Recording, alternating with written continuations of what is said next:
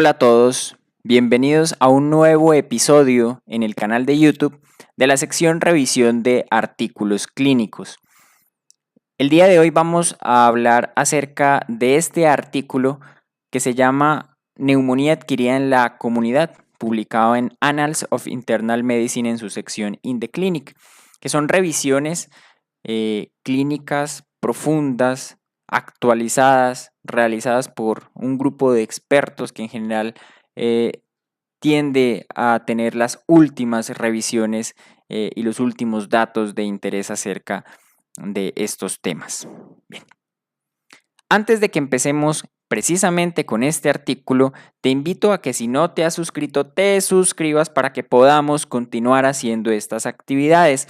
Aquí abajo, en caso que no te hayas suscrito aún, te pido por favor que te suscribas para que rápidamente lleguemos a muchos suscriptores y podamos seguir haciendo estas actividades. Entre más suscriptores tengamos, más artículos vamos a revisar, más guías vamos a documentar y vamos a detallar, por lo que ustedes se van a beneficiar muchísimo de esto. Adicionalmente, si llegamos a una cantidad específica de suscriptores, que yo he puesto la meta de 100,000 suscriptores, vamos a hacer un congreso totalmente gratuito de las muchas especialidades que tiene la medicina interna y que te puedes beneficiar muchísimo. Por eso, suscríbete si no te has suscrito y ahora sí, empecemos.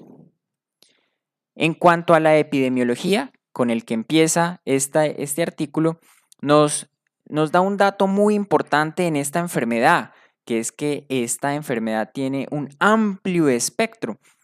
Puede ser una enfermedad muy leve en el cual tratemos a nuestro paciente con antibióticos en la casa y el paciente evolucione satisfactoriamente, o el paciente requiera cuidados intensivos, intubación orotraqueal e incluso el paciente puede fallecer por neumonía adquirida en la comunidad. Entonces tenemos que entender que esto empieza con un espectro corto, pero puede llegar a un espectro muy grave. Amplio espectro de esta enfermedad. El punto número 2 importante que nos da este artículo en cuanto a la epidemiología es que es la 9ª causa de muerte en los Estados Unidos. Y si solo tomamos las causas infecciosas de muerte, pues resulta que la neumonía es la número 1, es decir, es la causa líder de muerte en los Estados Unidos de causa infecciosa. De aquí pasa a una sección que ellos llaman prevención, en el cual denotan dos cosas importantes. La primera es quién está en riesgo de tener neumonía y quién está en riesgo de tener mayor gravedad y complicaciones por neumonía. Y aquí ponen un dato que es común para las dos, es decir, aumenta el riesgo de neumonía y aumenta el riesgo de tener complicaciones y gravedad por neumonía. Y esas son la edad, a mayor edad, mayor riesgo de neumonía y mayor riesgo de complicaciones, y las comorbilidades. En comorbilidades tenemos enfermedades respiratorias previas, cardiovasculares, diabetes, enfermedad renal crónica, inmunosupresión, enfermedad hepática y esplenectomía. Y muy importante, el tabaquismo y el alcoholismo aumentan mucho la gravedad de esta enfermedad, incluso predisponiendo más a tener neumonía bacteriémica. Adicionalmente, el cáncer y la condición neurológica también están asociados a mayor gravedad y también a mayor riesgo. Entonces, tanto mayor edad y mayor comorbilidades, más riesgo de tener neumonía y complicaciones por neumonía. Miren este dato tan llamativo, la edad como factor principal o como factor muy importante para generar muerte. Miren esto, la tasa de muerte por 100,000 personas en pacientes con neumonía va desde 31 por 100,000 personas entre los 65 a 74 años y pasa a 377 en los mayores de 85 años. Es decir, miren cómo se multiplica la mortalidad simplemente por la edad. En esta parte de prevención, este artículo también nos habla acerca de las vacunas, empezando aquí para neumococo. Entonces, aquí con esto vamos a aclarar quién debe recibir la vacuna para neumococo y cuándo. ¿Quién debe recibirla entonces? toda persona mayor o igual a 65 años. Y si no tiene 65 años, entonces toda persona que tenga enfermedad cardíaca, enfermedad pulmonar, diabetes, fístula de líquido cefalorraquídeo, implantes cocleares, alcoholismo, enfermedad hepática crónica, cirrosis, que fume, todo paciente con asplenia funcional o anatómica como hemoglobinopatías, enfermedad por células, anemia de células falciformes, asplenia adquirida o congénita, personas con inmunosupresión como inmunodeficiencia congénita o adquirida, VIH, enfermedad renal crónica, síndrome nefrótico, leucemia, linfoma, enfermedad de Hodgkin, cáncer y terapia inmunosupresora, trasplante de órgano sólido, mieloma múltiple. Estas son las personas que potencialmente se benefician de vacuna para neumococo. ¿Y cuándo? Cuando identifiquemos a los pacientes, es decir, cuando identifiquemos a los pacientes que tengan más de 65 años o que tengan alguna de estas enfermedades y no se haya vacunado, pues requiere enviar al programa de vacunación. Ahora, esta pregunta es un poco más compleja. ¿Cuál vacuna y cómo lo vacunamos? Y para esto nos vamos a salir un poquito del artículo. Recuerden lo que yo les he dicho siempre, y es que con estas revisiones intentamos que la información sea básicamente la que nos proporciona el artículo. Sin embargo, en algunos escenarios es importante que nos vayamos fuera del artículo, que salgamos un poquito de ese artículo a aclarar las dudas y aclarar conceptos antes de ir a las recomendaciones propiamente realizadas por el artículo. Entonces, existen dos vacunas para neumococo.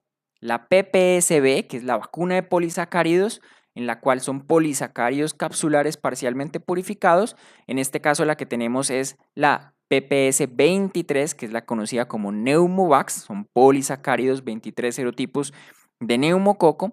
Y la PSB, es decir, vacuna conjugada, también son polisacáridos capsulares, pero la diferencia es que está conjugada, por eso se llama así, unida a una proteína.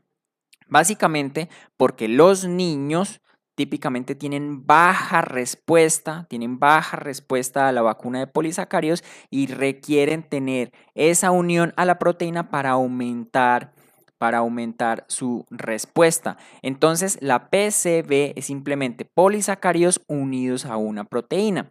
Ya dijimos que tiene mejor respuesta en los niños y adicionalmente aumenta la respuesta de la inmunidad en las mucosas. Esta es la que conocemos como la Prevenar, ¿sí? La más ampliamente disponible en el mundo entero es la Prevenar 13. Es aquí precisamente en Colombia la cual tenemos. Existe la Prevenar 7, que fue la primera que se desarrolló, pero pues obviamente es la que menos serotipos tiene, entonces por esa razón cada vez es, digamos, menos disponible o es la que menos se utiliza. Tenemos la Prevenar 20, ya son 20 serotipos y es la aprobada en el 2021. Y tenemos la misma vacuna conjugada, pero esta no se llama Prevenar, sino se llama Vaxneuvance, que es aprobada en el 2021. Posiblemente el nombre es porque Vaxneuvance, digamos, es desarrollada por Merck, por la farmacéutica Merck, mientras las Prevenar son de Pfizer, posiblemente. No tengo la respuesta de por qué cambia el nombre, pero básicamente es la misma, simplemente que tiene 15 serotipos. Ahora ya teniendo en claro estas diferencias, vamos a pasar a saber cuál es la recomendación del artículo. Entonces vean que ellos nos dicen que según la última recomendación de la CDC, esto se simplificó. Vamos a ver que esto es un poquito más complejo, pero que ya con esto se simplificó. Que lo que recomiendan actualmente es la Prevenar 20. Ya, Prevenar 20, una sola dosis a todo paciente por encima de los 65 años o que tenga factor de riesgo. Y esa sola es suficiente. Que si no tenemos la Prevenar 20, entonces damos la Prevenar 15, digámoslo así, no se llama así, se llama Vaxneuvance, ya dijimos, pero para que no se confundan, Prevenar 15 es la vacuna conjugada a 15 serotipos, es administrada, entonces si tenemos esa, debemos administrar después de esa la PPSB 23, es decir, la vacuna de polisacáridos 6 a 12 meses después. Y que si el paciente tiene inmunosupresión, implante coclear, digamos fístula de líquido cefalorraquídeo, inmunosupresión, alguna condición de inmunosupresión, podemos administrarla 8 semanas después de la vacuna conjugada de 15 serotipos. Que si adicionalmente las personas solamente recibieron la PPS 23, la de serotipos, la de polisacáridos 23, es decir, que se llama la Pneumovax, debe recibir una dosis de la de la conjugada 15 o Prevenar 15, que es la Vaxneuvance, o la Prevenar 20 al menos un año después. Esta es la recomendación. Entonces, para dejar claro este tema, nuevamente, ¿cuál es la recomendación actualmente que nos da este artículo y que nos da la CDC? La recomendación 2022 es Prevenar 20, dosis única para todo paciente por encima de 65 años o que tenga alguna condición que lo amerite, que amerite vacunación por neumococo. Si no tenemos esa, entonces es dar Vaxneuvance, que es la conjugada 15 serotipos, y en 6 a 12 meses dar la vacuna de polisacáridos 23, que es la Pneumovax. Pues resulta que en nuestro medio en Colombia, hasta este momento, hasta abril del 2022, en mi conocimiento, tenemos que no tenemos disponible ni la Prevenar 20, ni tampoco la Vaxneuvance, que es la conjugada 15 serotipos. Entonces, ¿qué hacemos en Colombia en 2022? Si tienen menos de 65 años con alguna condición crónica, la recomendación, esto lo saqué básicamente de la recomendación de expertos de UpToDate, nos dice que en los menores de 65 años con condición crónica, damos la vacuna de polisacáridos 23 Pneumovax y revacunamos cada 5 a 10 años. Es la recomendación de ellos. Dicen que esta vacuna de polisacáridos que no está unida a proteínas, pues generalmente tiende a perder inmunidad con el tiempo. Entonces, ellos recomiendan vacunar cada 5 a 10 años.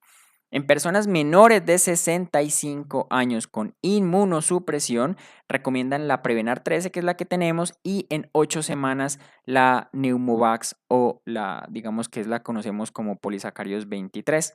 Y en pacientes mayores de 65 años que sea sano, vacunamos con la polisacárido 23 Pneumovax y en general podemos revacunar cada 5 a 10 años.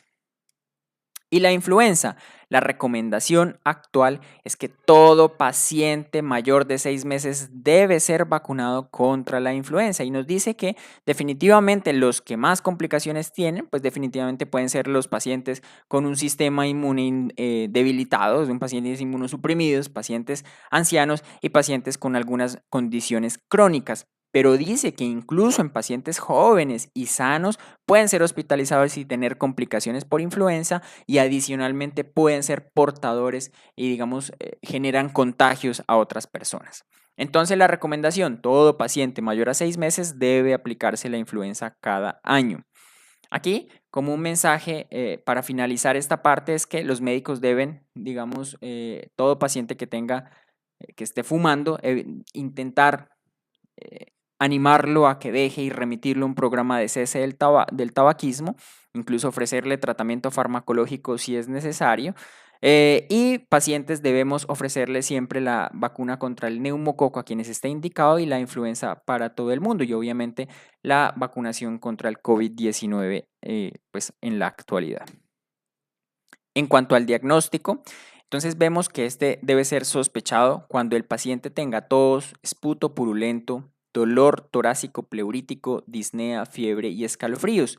Pero miren lo que ellos nos dicen, que en pacientes adultos mayores, en pacientes ancianos con enfermedades crónicas, la enfermedad puede ser difícil reconocerla principalmente porque pueden tener ausencia de fiebre e incluso ausencia de síntomas respiratorios y manifestarse solo con confusión, con debilidad, letargo, con caídas, con pobre ingesta oral o con descompensación de enfermedades crónicas como la falla cardíaca.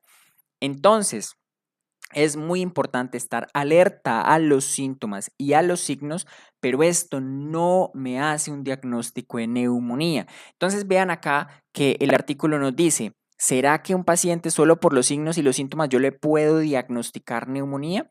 Y aquí ellos nos dicen, el diagnóstico clínico es malo, el diagnóstico clínico de neumonía es malo, con una sensibilidad que puede ser tan mala como el 70% y una especificidad que puede ser tan mala como del 40%. El mensaje aquí es, todo paciente con sospecha de neumonía requiere imagen para yo llegar al diagnóstico de neumonía. Requiere imagen y en este caso la básica es hacerle una radiografía de tórax. Y aquí también, miren, para, digamos, resaltar más este dato de que los hallazgos clínicos pueden ser muy pobres, es que en este estudio una combinación de signos y síntomas eran muy malos. Miren que cada valor, digamos, cada signo o síntoma tenía un valor predictivo positivo entre el 17 y el 43%, es decir, muy malo. ¿Y qué hacemos con la tomografía? Entonces, aquí la recomendación del libro, del artículo es, si el paciente tiene hallazgos en la historia clínica y en el examen físico y en los paraclínicos posiblemente, que sea muy sugestiva de una neumonía y que no tenga infiltrados o que no tenga opacidades en la radiografía sugestiva de neumonía, en ese paciente deberíamos utilizar la tomografía para hacer el diagnóstico. Aquí un tip muy importante que no lo da el artículo, se los doy yo, que básicamente pacientes deshidratados cuando llegan sépticos pueden incluso no ver o no tener la opacidad clara en la radiografía de tórax, pero cuando usted hidrata al paciente ya después puede desarrollar la opacidad. Entonces en pacientes deshidratados podemos tener falsos negativos de la radiografía y perder el diagnóstico, pensar que es una radiografía normal cuando realmente el paciente lo que estaba era deshidratado. Otro grupo poblacional que se puede beneficiar son pacientes que tienen ya una alteración estructural importante del pulmón y por ende pueden tener dificultad para hacer el diagnóstico a través de una radiografía, como los pacientes con bronquiectasias, con fibrosis pulmonar, con enfisema con bulas. Entonces, en esos pacientes posiblemente la tomografía tenga un valor diagnóstico muy importante. Y aquí es una pregunta de ronda casi clásica, digámoslo así, de la ronda de medicina interna. ¿Qué cantidad de pacientes? ¿Cuál es la probabilidad de que yo logre el diagnóstico etiológico de mi paciente con neumonía? ¿Cuál es la probabilidad de yo saber cuál es el germen, el microorganismo que produjo esa neumonía? Y para esto entonces nos remitimos a este estudio que citan aquí en el artículo, en el cual nos dicen que un estudio en Estados Unidos antes de la era COVID, lo que querían ver es en qué cantidad de pacientes llegaban al diagnóstico etiológico de la neumonía y vean que solamente lograron el diagnóstico etiológico, el aislamiento en solo el 38% de los casos. El 38% de los casos, es decir, la gran mayoría de pacientes con neumonía no tenemos un hallazgo etiológico. Dentro de los diagnósticos o dentro de los aislamientos que lograron, los virus estaban presentes en el 27% de los pacientes, las bacterias en el 14% y los hongos en el 1%. 3% de los pacientes, 3% tenían infección o coinfección entre virus y bacteria y el germen más común identificado fue los rinovirus humanos, influenza y el Streptococcus pneumoniae. Aquí en esta tabla podemos ver con mayor detalle los resultados de este estudio. Entonces vemos que el principal fue virus en 27%, en el cual los rinovirus fueron los más comunes seguidos por influenza y en las bacterias que fue el 14%, el más común fue neumococo seguido por Staphylococcus aureus y también tenían algunos aislamientos atípicos como micoplasma.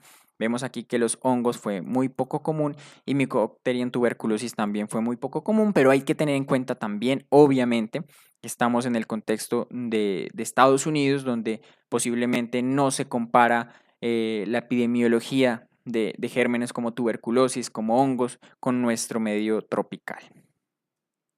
¿Cuál es el papel entonces de los laboratorios para encontrar la etiología? Entonces resulta, en pacientes ambulatorios no debemos hacerle nada en general, una oximetría, unos paraclínicos básicos, si acaso, una radiografía de tórax para confirmar el hallazgo y el paciente puede irse para su casa sin necesidad de hacerle cultivos, ni hemocultivos, ni cultivo de esputo, ni antígenos, nada. El paciente se puede ir para su casa con tratamiento. A excepción, ponen aquí en el artículo, de cuando creo yo que tiene una posible influenza y estoy en brote de influenza. Entonces, en ese caso podría beneficiarse de un test rápido para influenza. Por el contrario, en pacientes hospitalizados, miren acá lo que nos dicen, los hemocultivos están positivos solamente en cerca del 10% de los pacientes con neumonía. Y miren otro dato importantísimo. En pacientes de bajo riesgo parece que podemos tener incluso falsos positivos de los hemocultivos, y esos falsos positivos nos pueden generar en sobretratamientos, estancias prolongadas, complicaciones, efectos adversos. Entonces la recomendación es que en pacientes que no estén indicados no debo hacer de forma rutinaria hemocultivos. Por el contrario, en pacientes con neumonía severa, con neumonía grave y en pacientes que se sospeche que tengan infecciones multidrogoresistentes o patógenos inusuales, sí debo hacer hemocultivos, 2 sets de hemocultivos, y obviamente debo tomar las muestras antes de iniciar la terapia. Hay estudios también que muestran que posiblemente iniciar la terapia dentro de las 4 primeras horas sea beneficioso para el paciente, eso lo veremos más adelante, pero es importante que tengamos en cuenta que los cultivos, sea hemocultivos o sea cultivo de esputo, deben tomarse antes de iniciar la terapia antibiótica. Adicionalmente, entonces, a los hemocultivos debo hacer una correcta recolección del gram y cultivo de esputo. Adicionalmente nos recomiendan antígeno urinario para legionela y para neumococo. Este dato es también muy importante. Las pruebas serológicas para virus y para patógenos atípicos no son útiles y no se recomiendan. ¿Por qué? Porque requeriría un control en 6 a 8 semanas para identificar la positividad de la infección. Entonces, se ve en la práctica clínica que muchas veces tienen hospitalizado a un paciente o llega un paciente con posible neumonía y le solicitan, por ejemplo, un IgM para micoplasma.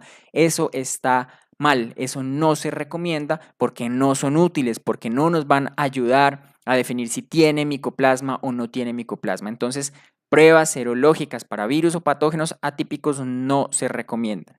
Por el contrario, si yo tengo pruebas rápidas como por ejemplo PCR, el caso más grande para COVID o como por ejemplo para influenza, en esos casos debo realizar la prueba si la tengo disponible.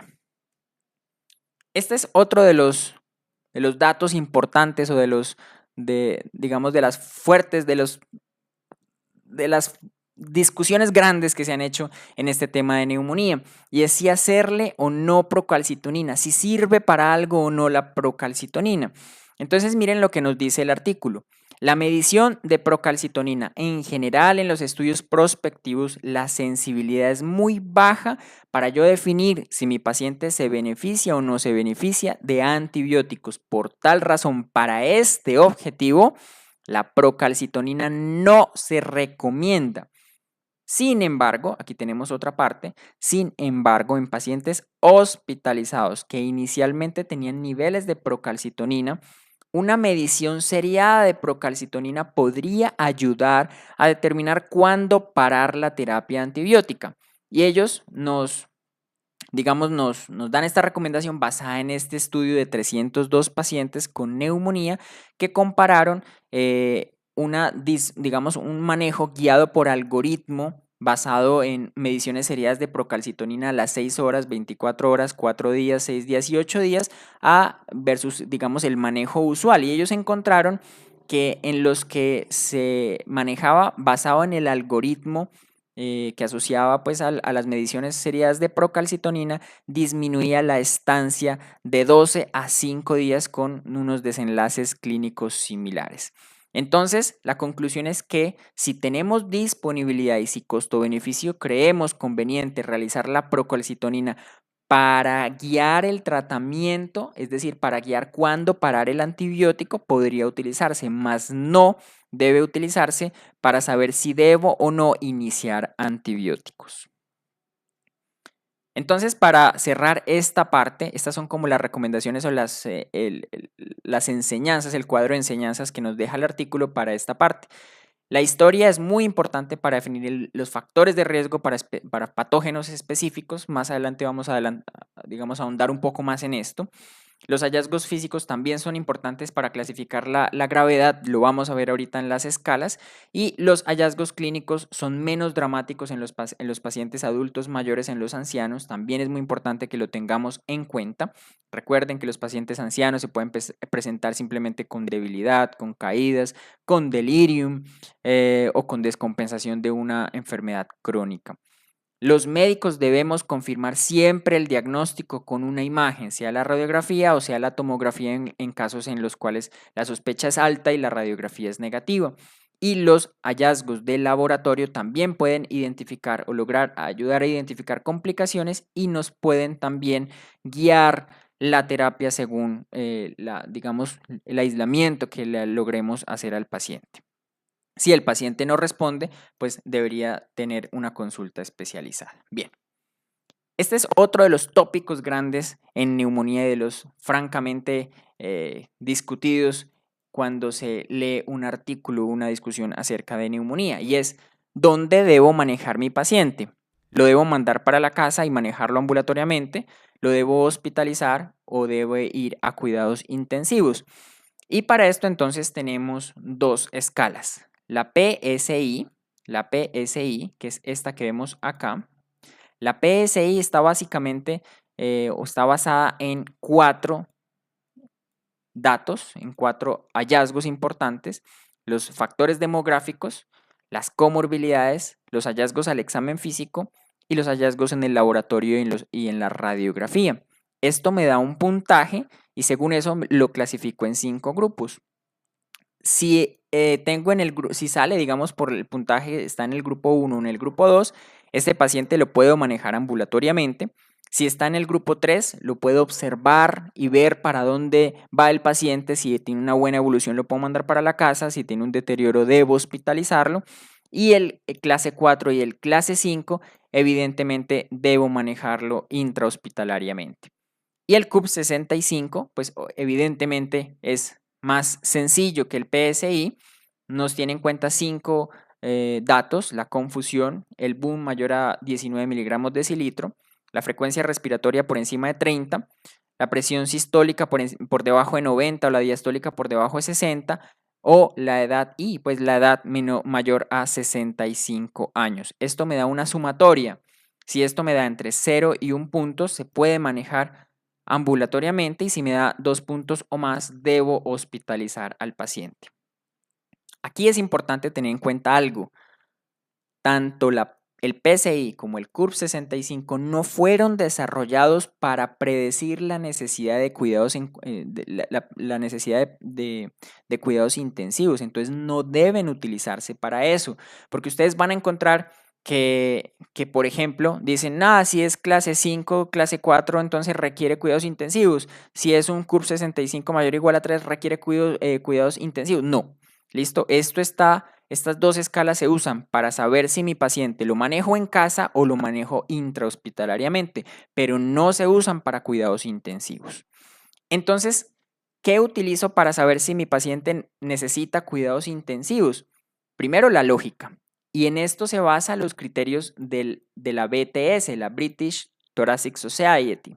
Entonces miren que estos son criterios de pura lógica: un criterio mayor o 3 criterios menores. Los criterios mayores, ¿cuáles son? Si mi paciente requiere ventilación mecánica invasiva, pero eso es obvio, ¿cierto? Si yo tengo un paciente que está en muy malas condiciones, que necesito intubarlo y que requiere un ventilador, pues necesita mínimamente estar en cuidados intensivos. El segundo, si mi paciente requiere uso de vasopresores por choque séptico, lo mismo, un paciente que esté chocado, que requiere norepinefrina, pues definitivamente necesita cuidados críticos.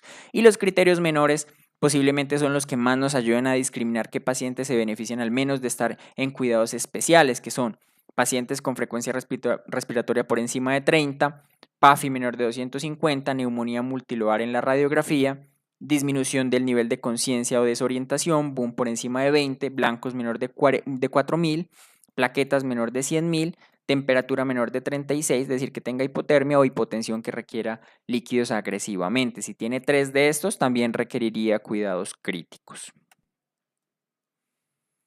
¿Cuál es la elección del antibiótico? Empecemos entonces con el manejo ambulatorio, aquel paciente que yo voy a mandar para la casa a cuidados allá. Entonces aquí son dos grupos grandes.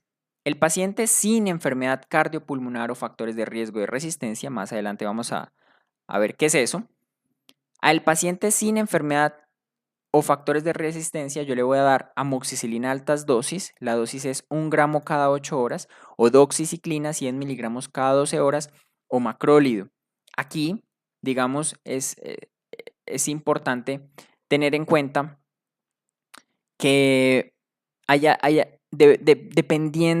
debemos siempre tener epidemiología local para definir si mi paciente puede ser candidato para manejarlo con los macrólidos.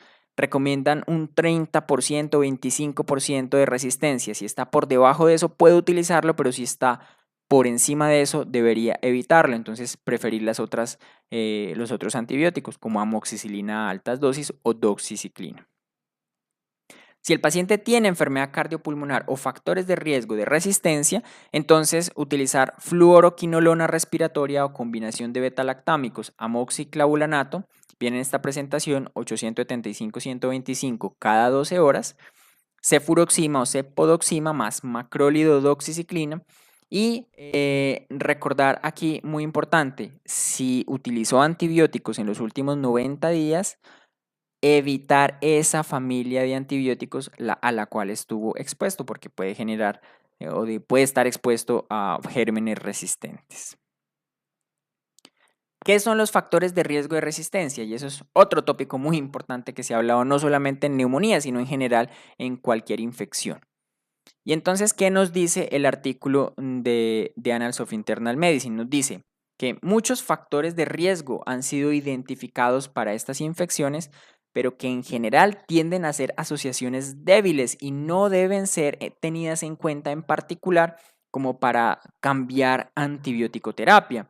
Pero que sí hay dos factores de riesgo que son fuertemente consistentes, que son aislamientos previos, es decir, paciente que ya está colonizado, que ya tuvo infección por algún germen multidrogo resistente, y pacientes que tienen o que estuvieron hospitalizados en los últimos 3 meses, en los últimos 90 días y tuvieron manejo con antibióticos. Adicionalmente, entonces, nos aclaran que esto es principalmente en pacientes que están hospitalizados, que es importante tener conocimiento de la epidemiología local y que los hospitales deben tener sus propios protocolos y deben validar el resultado de los aislamientos que tengan en los pacientes y con esto guiar también los tratamientos en las infecciones.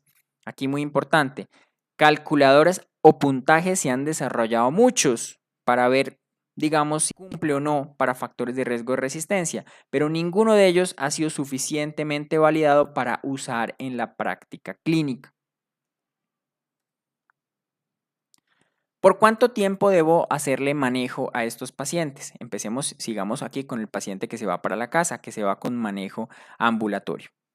Para el paciente que se va para la casa con una enfermedad, que es una enfermedad leve o moderada, puede ser tratada por tan poquito como 3 a 5 días. Si la respuesta es muy buena, dice incluso, es decir, que si no tiene fiebre en las últimas 48 a 72 horas y no tiene infecciones extrapulmonares, infecciones adicionales, pues 3 días pueden ser suficientes. Y que la tos persistente y la producción de esputo no son razones para prolongar la terapia antibiótica.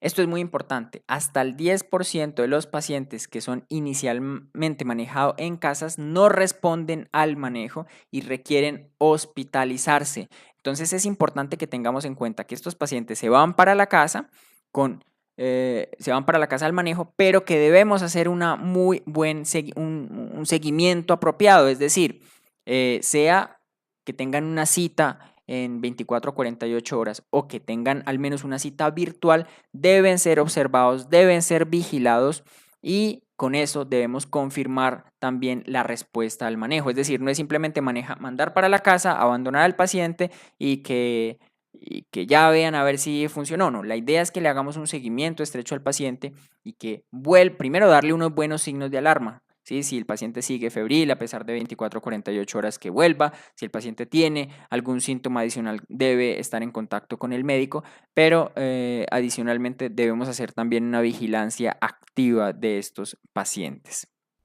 Muy importante, esto es muy importante. Si la respuesta es satisfactoria en esta cita de 24 a 48 horas, debe volver a nueva cita en 10 a 14 días. Y esto es clave, miren esto.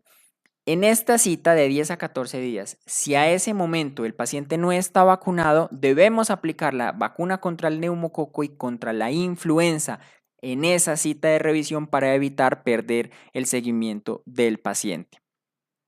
Para pacientes, adicionalmente, que no hayan mejorado sus síntomas después de 5 a 7 días, debemos, aquí en pacientes, pacientes que resolvieron todos sus síntomas, dentro de 5 a 7 días no se recomienda una radiografía de tórax. Esto también es una práctica muy frecuente, que paciente que tuvo neumonía le dejan una radiografía o incluso tomografías de control. Eso no se recomienda, ni la radiografía ni la tomografía, en pacientes que han tenido un buen desenlace clínico, que tienen una buena evolución. ¿Cuál es la elección del antibiótico en el paciente que viene con manejo hospitalario, pero hospitalario no UCI? Entonces, para el paciente que requiere hospitalizarse para manejar su neumonía, lo que debemos tener en cuenta son los factores de riesgo de resistencia. Para pacientes sin factores de riesgo de bacterias resistentes, entonces la guía nos recomienda una quinolona intravenosa u oral. Realmente la absorción y la bioequivalencia de las quinolonas orales es muy, muy buena. Entonces, en general aquí ponen la opción de intravenosa, pero una quinolona oral es muy buena opción. O una combinación de beta-lactámico como cefotaxime, ceftriaxona, ampicilina sulbactam o alta dosis de ampicilina, más un macrólido o doxiciclina. Aquí viene algo importante. La adición de un macrólido a un beta-lactámico ha sido asociado con reducción de la mortalidad. Pero miren esto, aunque este beneficio en general ha sido limitado a pacientes con neumonía grave. Entonces, esto también ha sido un tema muy importante a discutir, un tema muy frecuentemente abordado en los últimos artículos, y es porque estas revisiones grandes han evidenciado, o digamos los estudios han evidenciado, que los pacientes, que la adición de un macróleo sí puede beneficiar en la mortalidad de los pacientes, pero típicamente en pacientes con neumonía grave. Ahora, hay incluso estudios que muestran que en neumonía bacteriémica la adición de un macróleo también disminuye mortalidad. En general, digamos que la recomendación de las últimas guías, y en consistente pues este artículo, es también añadirle un macrólido al manejo de los pacientes con neumonía que requieren hospitalización. Así no tengan una neumonía grave, que estén en cuidados intensivos. Bueno, aquí lo que decíamos básicamente de este tópico. Miren esto acá. Si los resultados de los cultivos son negativos en 48 horas y el paciente clínicamente está estable, el régimen de antibiótico puede ser desescalado, puede ser desmontado, puede disminuirse su espectro. Entonces, dice que aunque no hay estudios aleatorizados, el descalamiento, no sé cómo se diga, bajarle el espectro antibiótico después de un cultivo negativo ha sido fuertemente evidenciado en estudios observacionales y parece ser seguro. Entonces, digamos que la recomendación de este artículo es que en pacientes que el cultivo no creció nada, que viene mejor, que el paciente se siente mejor, podemos tranquilamente bajar el tratamiento antibiótico a un antibiótico de menor espectro o que tenga menores, digamos, consecuencias, menores efectos adversos. Aquí también es algo importante, aquellos pacientes que solamente el factor de riesgo sea una hospitalización reciente con uso de antibióticos recientes, el uso de antibióticos para cubrir MRSA o pseudomonas básicamente está retenido, debemos tenerlo ahí, pero no debemos administrarlo a excepción si los cultivos son positivos. Ahorita lo vemos nuevamente aquí, repasamos el manejo. Entonces, esta es la tabla de manejo y con esto debe quedar muy claro el manejo de los pacientes con neumonía que requieren hospitalización fuera de UCI. Entonces, recuerden que es una neumonía no severa, pero que requiere manejo hospitalario.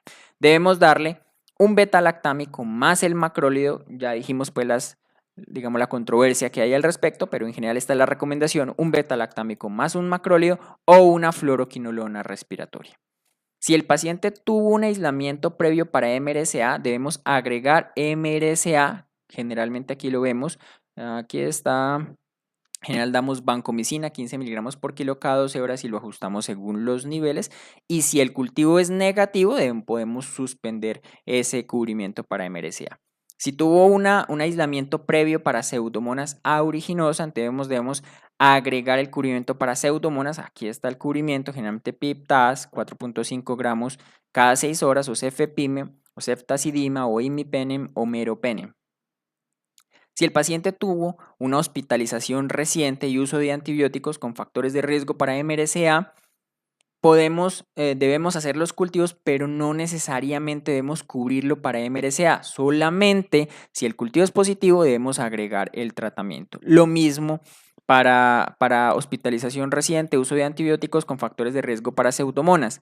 Si los cultivos son positivos debemos iniciar tratamiento para Pseudomonas, pero en caso de que no sean positivos, pues no necesariamente debo generar debemos iniciar este tratamiento. Aquí vamos. En cuanto al manejo de los pacientes que requieren hospitalización, pero en cuidados intensivos, entonces esta es una premisa muy importante. Todo paciente con neumonía que requiere cuidados intensivos debe ir con al menos 2 antibióticos, siempre terapia combinada. Entonces veamos. Neumonía grave, miren aquí es el cambio muy importante. Podemos iniciar beta-lactámico más macrólido, que es lo mismo que vemos en los pacientes anteriores, pero adicionalmente nos quitan la opción de dejar fluoroquinolona sola. No, recuerden, paciente en UCI, siempre terapia combinada. Entonces, beta-lactámico más una fluoroquinolona respiratoria. De resto es aquí lo mismo, ¿cierto? Si tuvo un aislamiento previo para MRSA, agregamos cubrimiento y si el cultivo es negativo y viene mejor clínicamente, podemos descalar el tratamiento. Lo mismo para Pseudomonas. Y aquí sí hay unos cambios. Si tuvo hospitalización reciente y uso de antibiótico parenteral con factor de riesgo para MRSA, agregamos el tratamiento empíricamente y lo bajamos, lo quitamos, lo descalamos en caso de que el cultivo sea negativo. Lo mismo para Pseudomonas. Bien. En cuanto a otros componentes del manejo de cuidados intensivos, tenemos entonces la hidratación, que incluso el paciente que yo manejo ambulatoriamente, que no está en cuidados intensivos, que lo manejo en casa, puedo indicarle que debe tener una buena hidratación oral. Pero bueno, estamos en manejo en cuidados intensivos, debo tener una buena hidratación. El oxígeno suplementario para tener una saturación por encima del 90%, fisioterapia. Y obviamente si el paciente está en malas condiciones y requiere intubación, pues obviamente la intubación y la ventilación mecánica. Aquí algo importante, miren esto, si el paciente tiene hipoxemia o hipercapnia y está alerta, coopera, la ventilación mecánica no invasiva puede ser una buena opción. Miren que esto se basa en estudios observacionales, pero realmente aquí también es importante tener en cuenta que generalmente estos pacientes que se beneficiaron tenían EPOC o tenían falla cardíaca, que son, digamos, las enfermedades en las que clásicamente se ha visto beneficio de la ventilación mecánica no invasiva. Bueno. Y otro tema importante que también ha habido algo de controversia ha sido el uso de los esteroides. Entonces miren que realmente previo, digamos, para dar esta recomendación, ellos dicen que no se debe utilizar rutinariamente, pero básicamente porque la evidencia ha sido contradictoria, porque los estudios han sido con población pequeña, porque son contradictorios, porque tienen muchos sesgos. Entonces, por esa razón, no recomiendan el uso rutinario de los esteroides. Sin embargo, ellos dicen que obviamente si el paciente tiene choque séptico que no mejora o que tiene infección por COVID, pues ahí posiblemente, digamos, es necesario que empecemos los esteroides. ¿Cuándo debemos pasar a los antibióticos orales? Entonces esta es otra pregunta muy importante. Debemos pasar a los antibióticos orales una vez la tos, la producción de esputo, la disnea, y en general la condición clínica mejore. E incluso ellos nos dicen que puede ser tan rápida como en las primeras 24 a 48 horas si el paciente en general tiene una buena evolución. Incluso, miren aquí lo importante que es esto, incluso si el paciente tiene una neumonía bacteriémica por neumococo, incluso si tiene bacteriemia, podemos transitar o pasar rápidamente a los antibióticos orales. Bueno, en general, los tratamientos prolongados son más necesarios cuando tengo aislamientos, por ejemplo, por Staphylococcus aureus o por Pseudomonas, pero típicamente podemos hacer una transición igualmente rápida. Aquí otro punto importante que me llamó la atención y es que los pacientes que tienen una buena respuesta con betalactámico más macrólido, con esa combinación, puedo descalar el tratamiento a monoterapia con macrólido.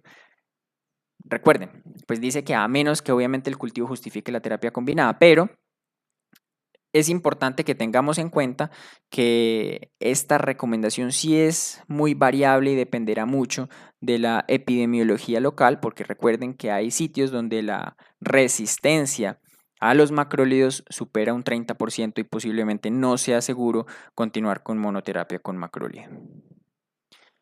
¿Cuándo vamos a dar de alta al paciente? Entonces se puede dar de alta al paciente una vez esté clínicamente estable, es decir, no tenga fiebre, no tenga taquicardia, no tenga taquipnea, no esté desaturado y no esté hipotenso y mentalmente esté normal. ¿Cuánto tiempo más le voy a dar de antibióticos? En general, puedo yo darle un tratamiento parenteral las primeras 24 o 48 horas y el paciente está súper bien, cumple todo esto, lo puedo mandar para la casa con terapia oral para que complete no más de 5 a 7 días. Dice incluso que en pacientes que tienen muy buena respuesta, 3 días son suficientes. Dice que el exceso de tratamiento es común, particularmente en pacientes que son dados de alta. Entonces eso es un error frecuente, que el paciente va bien, tiene una buena evolución, los paraclínicos en mejoría, lo mando para la casa, dele 7 días más. Resulta que el paciente ya recibió 7 días, o sea, le va a dar 14 días, e incluso hay pacientes que han recibido 10 días y usted le planea dar 7 o 10 días más, entonces termina con un tratamiento de 20 días, con lo que eso implica, con riesgo de efectos adversos, con riesgo de incrementar posibles complicaciones asociadas al uso de antibióticos. Entonces es importante que sepamos que el tratamiento reducido es seguro, y si el paciente está en buenas condiciones puedo darle incluso 3 días de antibióticos. Esto es nuevamente lo que ya dijimos, en paciente que tiene una buena respuesta, incluso miren que es la misma recomendación para el paciente ambulatorio, si el paciente tiene una buena respuesta clínica, no requiere estar repitiendo radiografías ni imágenes, no es necesario de forma rutinaria dejarle una radiografía de control, ni en 5 días, ni en 10 días, ni en un mes, no es necesaria, a no ser que yo esté sospechando alguna otra cosa, como un cáncer, como una, digamos, otra lesión adicional en el pulmón, pero por neumonía como tal no están indicadas las imágenes de control. Aquí entonces nos resume la parte del tratamiento. Dice que la decisión clínica más importante del tratamiento de neumonía incluye entonces determinar el sitio de cuidado, que ya lo dijimos, dónde lo voy a manejar. Generalmente tengo el PCI y el CURP 65 para definir si lo voy a manejar dentro del hospital o fuera del hospital. Y con los criterios de la British Thoracic Society puedo definir si el paciente requiere o no cuidados intensivos. La terapia antibiótica, ya lo vimos, depende del paciente, si se da ambulatoriamente, si tiene o no tiene alto riesgo de digamos, gérmenes resistentes y si tiene comorbilidades, y nuevamente en el paciente hospitalario, dependiendo también algunos riesgos que ya dijimos. El cuidado de soporte y la necesidad de la ventilación, sea ventilación invasiva o no invasiva. Todos los pacientes deben recibir terapia antibiótica empírica que cubra el neumococo, típicamente, gérmenes atípicos y otros organismos dependiendo de los factores de riesgo. Ya dijimos aquí PCI CURP 65 para definir la necesidad de hospitalización. Y recuerden que los antibióticos de amplio espectro podemos descalarlo rápidamente cuando los cultivos sean negativos y cuando el paciente esté en una condición clínica estable. No se recomienda radiografías de control innecesariamente. Y recuerden que todo paciente se le debe ofrecer vacuna contra el neumococo, contra el COVID-19 y contra la influenza. Y todo paciente se debe animar y entrar en un programa para dejar de fumar. Bueno, esto ha sido todo por hoy.